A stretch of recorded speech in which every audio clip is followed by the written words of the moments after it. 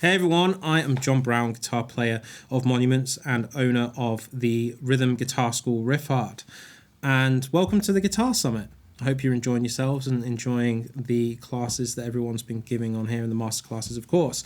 And today I'm with Klotz Cables, who have kindly fitted everything in this studio with their cables. The quality of them is amazing. I've been using their stuff for over 10 years now, and I've still got the first cable I ever bought from them, and it still works and it's still awesome, you know. And that was a titanium cable from a long time ago. But anyway, that's not why I'm here, just to big up Klotz. It's actually to show you how I would go about firstly recording a guitar amp, but also how I would document that by creating an IR for the cab and the position of that mic. So my chain today, just so you understand, is I've got a DI signal that I've already done, and that's going through a radial X amp into a bunch of pedals. Got a Boss EQ, cutting a little bit of the low frequencies to make the guitar a little bit tighter. I've got the Reaper Pandemonium, which is my signature pedal, which is a boost pedal, which is very similar to an OCD or a Voodoo Lab Sparkle Drive. Going into a 14 Zool noise gate, which then goes all the way around to the other side of the room, and it goes into an Ampete amp switcher, then into the Driftwood Purple Nightmare, which is absolutely disgusting in the best possible way, into a Mesa Boogie 4x12 cab over there, which is mic'd with a JZ Microphones HH1.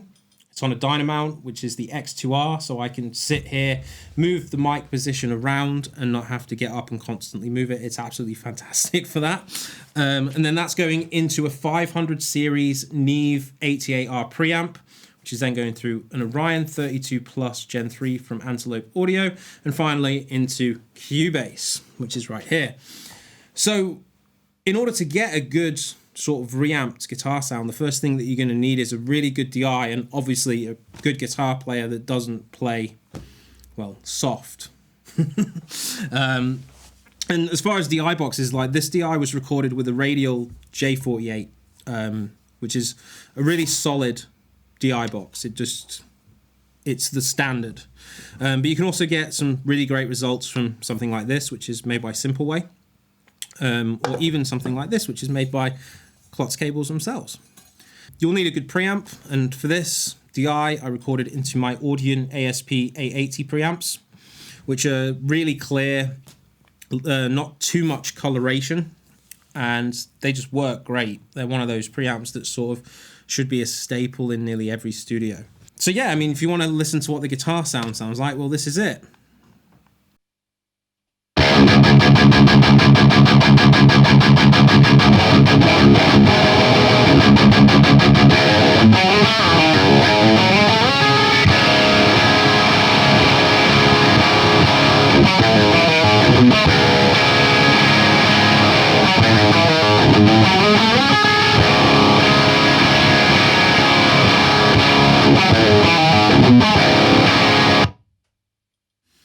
Sounds pretty sick to me. So what I'm going to do now is I'm going to record those tracks with my DIs, and then I've got a VHT that I'm going to do the other DI. So I've got 4 tracks of DIs here. The main one, which is one per side, and then an overlay at the end here. And it's not the whole song, it's just a segment of the song I'm going to get. And then after we've done that, then I'm going to show you how to capture an IR of that cabinet.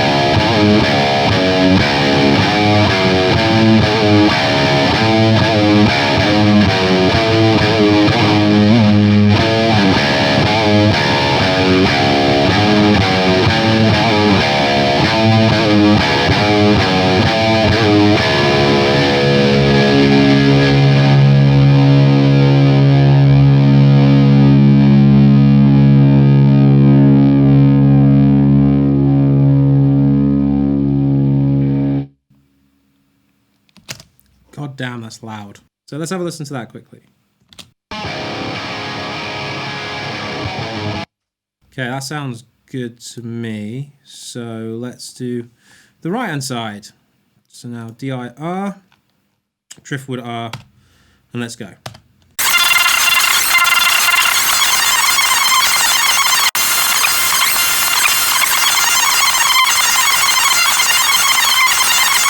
So I'm just going to see what this sounds like with these two, and then I'm going to get around to doing the other two on the VHT head, which is just up here. And this is an octave lower guitar, which is probably slightly out of tune, to be honest, but I mean, I'm sure it sounds all right. Anyway, let's have a listen.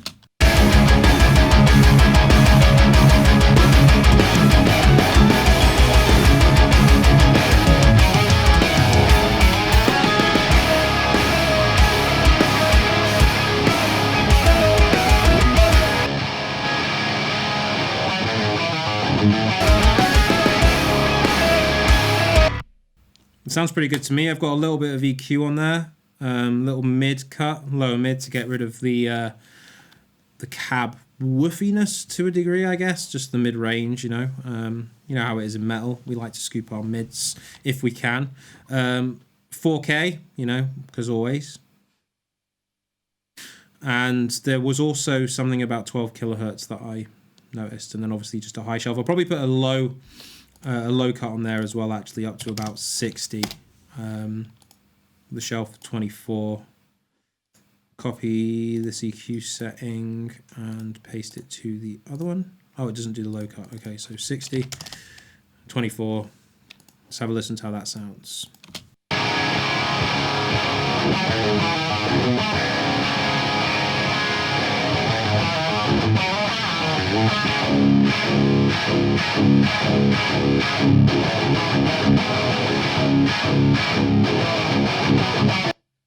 It sounds pretty good in the mix, so let's have a listen.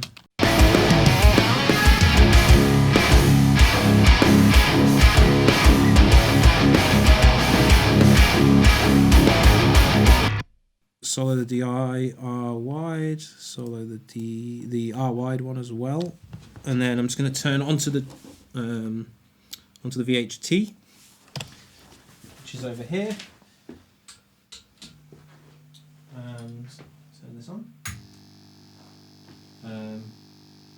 These controls sounded pretty good to me earlier when I was giving it a go. So let's just have a listen to see what it sounds like.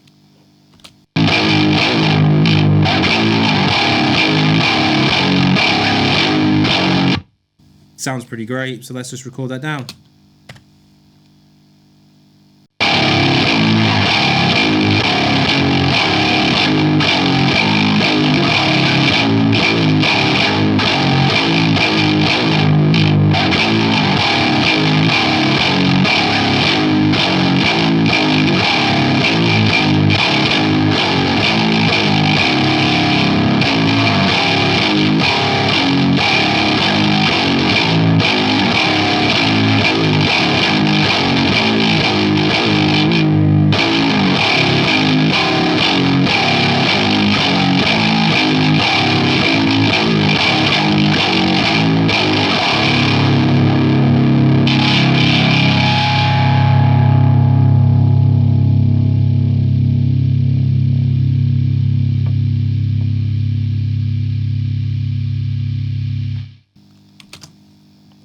Alright, let's do track 2.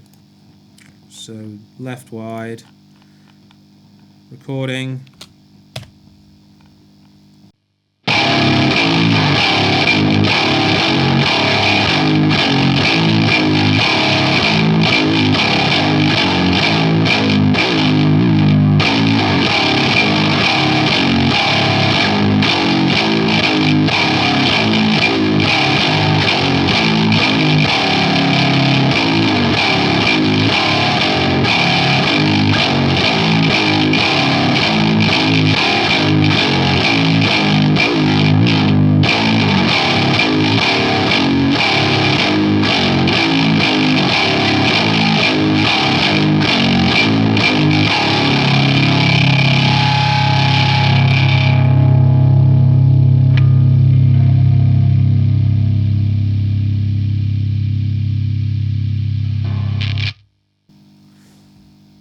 awesome.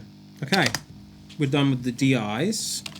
So now I'm just going to turn off this amp because it's very, very loud. We're going to need those amps again very, very shortly to create our, when we create our IRs. So then from that, I'm going to do a DI directly from the amp without a cab so that we can hear what it sounds like with the IR and with the mic to see how close we actually are. But anyway, first things first, I want to listen to see what this sounds like as a mix. So that's one thing I'm going to do.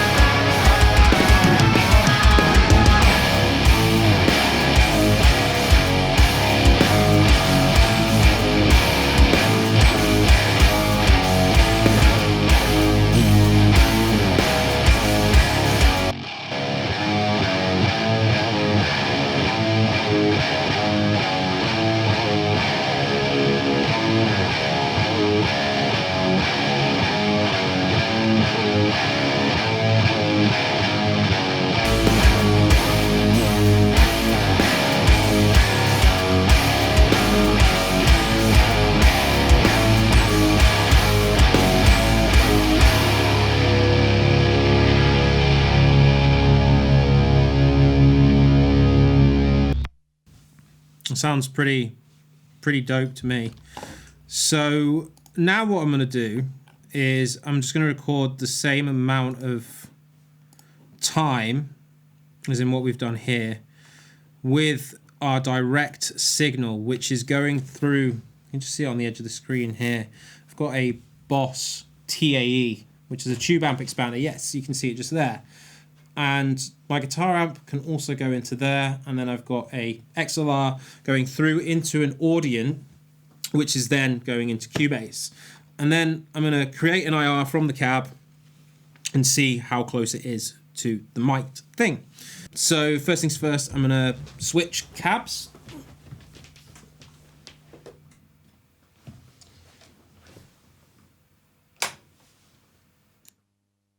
Here's my driftwood. And now play the DIs again.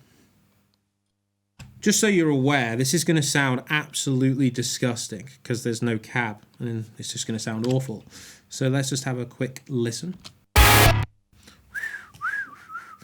Already sounded awful.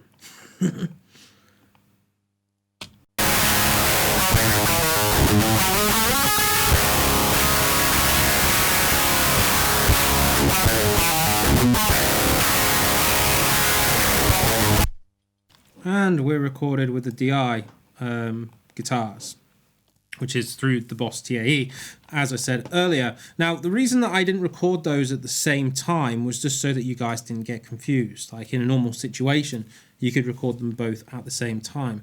And potentially you should, along with the DI, just so that, you know, something might happen. And it's good to have those options. So now I'm going to show you how I would create the actual IR.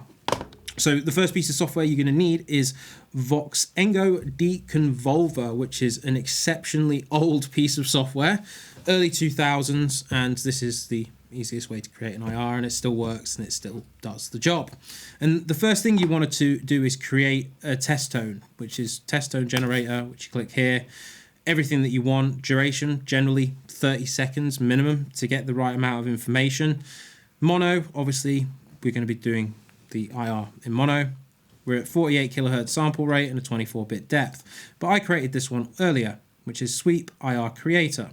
Then we're going to go back to Cubase, and over here, all the way over here, all the way down, I already have my sweep through the millions of tracks I have on Cubase, which is right here. As you can see, it's pretty crazy. So then what I'm going to do is I'm going to be playing that through a power amp into the cab. And you want a really clean power section. So over here, probably just out of shot maybe, if it's on the wide angle one over here. there is a Samson Servo 260, which is a fanless power amp, linear, and it does the job. Doesn't need to be crazy loud either. It just needs to be able to recreate all the frequencies in which you need it to. So I'm going to press solo on this track. In fact, let me just shrink these tracks because I can't seem to get there. And then you'll get a sweep that sounds something like this. Oh yeah.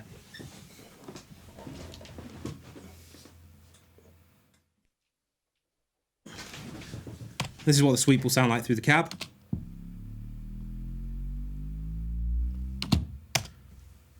Yeah. So now I'm just going to record that, and I'm going to record it onto my other channel, the one that I recorded the original amp with. And let's just do it on left. And the reason for that is because obviously I've got some EQ on that channel, and I want the EQ to be on there so that I don't have to reapply it afterwards. If I like the EQ, then I may as well apply it to the IR, which I do. So let me just press record now and let's get on with it. So I'm going to start a bar earlier.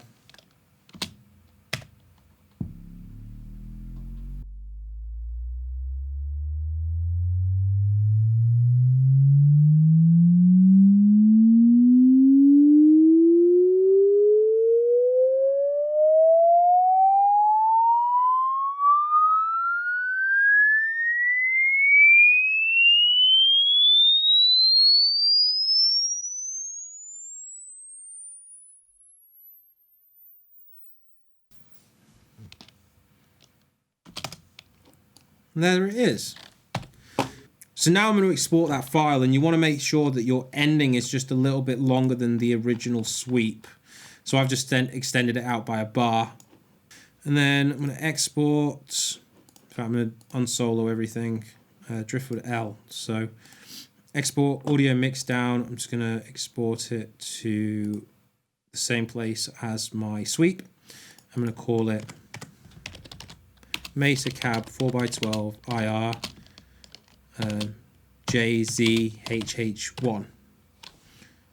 And then wave file, don't need real-time export, but channel batch export here, and I want to select that particular channel,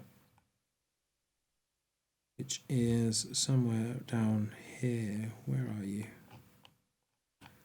Driftwood L. Then export.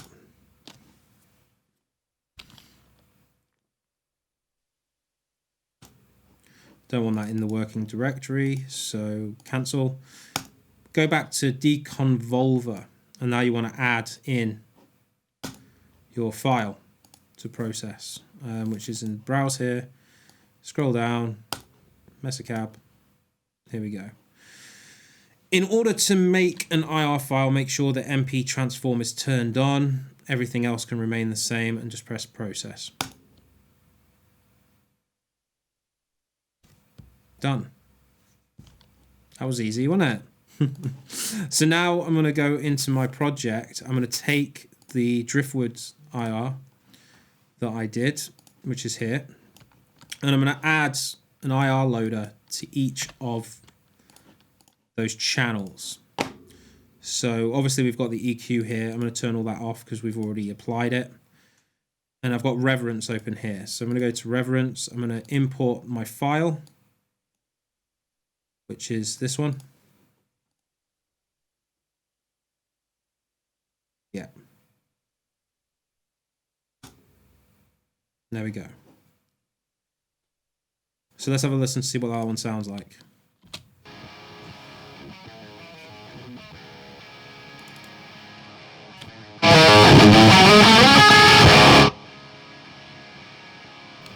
So it's a little bit quieter than the actual amp tone, but we can fix that.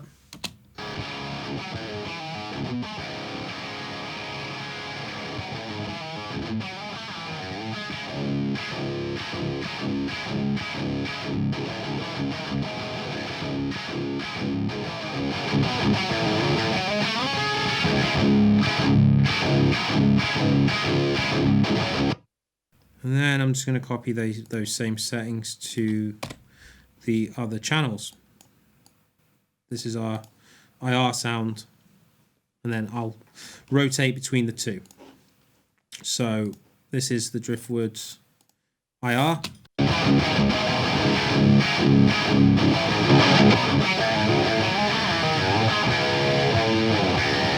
Driftwood IR. The actual Driftwood. Driftwood IR.